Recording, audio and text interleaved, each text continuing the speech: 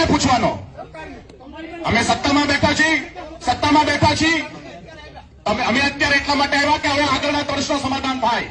બરાબર, આ ખોટી ગામના તમામ આગેવાનો અહીંયા બેઠા છે, ગામના લોકો અહીંયા છે. આ આપણે જોયા જવાની છે. ગુજરાતમાં આ સ્થિતિ છે. કેટલાક લોકોને એટલા આંધળા કરી દીધા છે કે સરકારની સામે કોઈ સવાલ કરે તો એનાથી સહન થતું નથી. આપણે જાણીએ છીએ આજે સ્થિતિ શું છે. ગુજરાતની અંદર આ ઓઢારનું વાતાવરણ ફેલાવવાની કોશિશ કરી છે. આટલા બધા 300 લોકોની વચ્ચે પણ જો આ હિંમત કરતા હોય તો એનો મતલબ છે કે ગુજરાતની અંદર આજે સ્થિતિ છે કે ગુજરાતના લોકોનો અવાજ કોઈ સાંભળવા માંગતું નથી.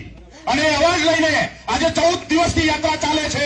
એ યાત્રામાં સાથ આપવાને બદલે એ વિરોધ કરવાનું કામ કરવાવાળા લોકોને મારે સૌને વિનંતી કરવી છે કે આ આપણો પ્રશ્ન છે, આપણા વિસ્તારનો પ્રશ્ન છે. આપણા માટે કાયમ કોઈ નહીં આવે. આપણા માટે કાયમ અમે મત માંગવા નથી આવ્યા. તમે મત નહીં આપતા અમને, પણ આજે જે પ્રશ્ન છે એ પ્રશ્નને વાચા આપવા તો દો. આ પ્રશ્નને ઉપાડવાનું કામ તો કરો. આ પ્રશ્નને ત્યાં બેઠી બેઠેલી સરકાર સુધી પહોંચાડવા માટે તો મદદ કરો.